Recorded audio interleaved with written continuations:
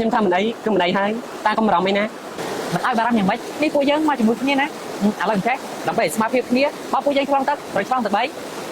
ម៉ែណៃខ្ញុំយកស្លាប់តាមមកសំខាន់ណាបានអញ្ចឹងក៏បានដែរ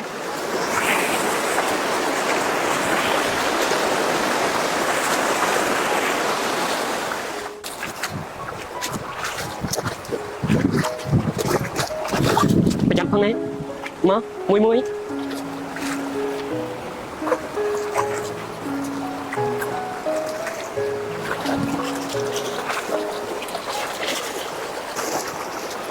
ា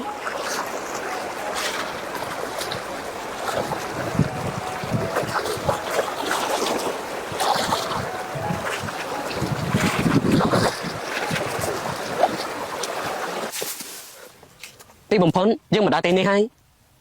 តែមើលទៅដូចជាគ្មានមនុស្សសោះអេអ្នកភូមិគ្រប់គ្នាលោកប៉ូលីសនិងអ្នកគ្រូពេទ្យស្អាតបានមកដល់ហើយណែជំរាបសួរអ្នកគ្រប់គ្នាខ្ញុំមានឈ្មោះថាសំណាងមានតួនាទីជាប៉ូលីសជំរាបសួរខ្ញុំឈ្មោះតាតាមានតួនាទីជាអ្នកគ្រូពេទ្យជម្រាបសួរបាទខ្ញុំមានឈ្មោះថាសង្ហាមានតួនាទីជាប៉ូលីសដូចគ្នាអូយតែប៉ុណ្ណាពូមិញនិងក្មេងៗទាំងអស់គ្នារួចផុតដែរព្រោះថាអាចารย์ទាំងអស់នោះវាលែងហ៊ានមកធ្វើអីហើយពួកឯងខាងនេះត្រៀមចាប់ផ្សេងនឹងក្មេងៗឲ្យបានឮទេបាទលោកបងត្រៀមស្រុកចូល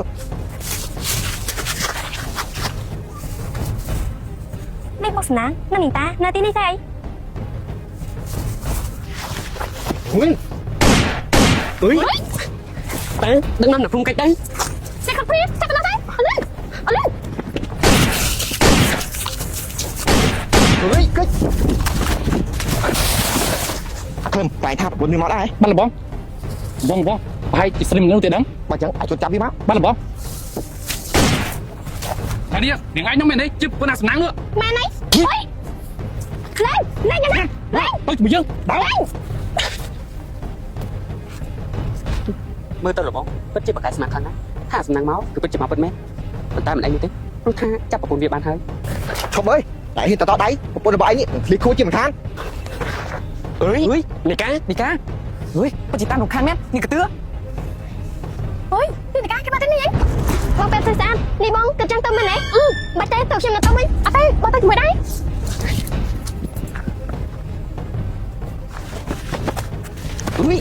ចូលមកណា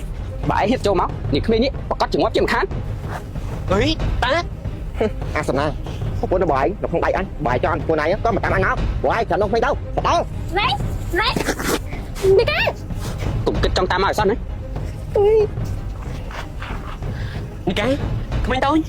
ខំបាសំណាងកុំតន់ច្រឡំអីយើងគិតថាពួកវានោះយើងច្រឡំថានីកាគឺជាប្រពន្ធរបស់ឯងអញ្ចឹងហើយវាមិនធ្វើអីនោះទេវាគ្រាន់តែសងសឹកខ្មែរតែប៉ុណ្ណោះស្នាងត្រូវជួយនីកានិងក្មេងតូចម្នាក់នោះបានណាខ្ញុំដឹងហ្នឹងតាកុំធ្វើចិត្តក្តៅឯណាបើយើងទៅបែបនេះប្រកាសជាចាញ់ត្រូវជាមិនខានមែនទេតាខ្ញុំសន្យាថាខ្ញុំនឹងជួយនីកានិងក្មេងតូចនោះឲ្យបាន